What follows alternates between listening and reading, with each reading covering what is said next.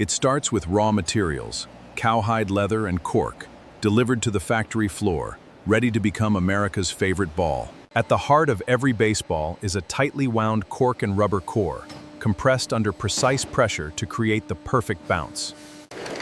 Layer after layer of wool yarn is wound around the core, nearly a quarter-mile of thread packed into every single ball. Each ball is wrapped in 2 figure-8 panels of genuine cowhide, cut with pinpoint precision.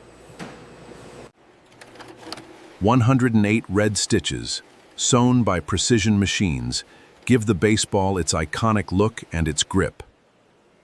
Every ball is weighed, measured, and bounce tested. Only the ones that meet exact specs make the cut.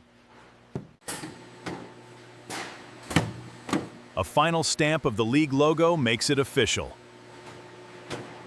Ready for the big leagues. From raw cork to the crack of the bat. Millions of baseballs, made one precise step at a time.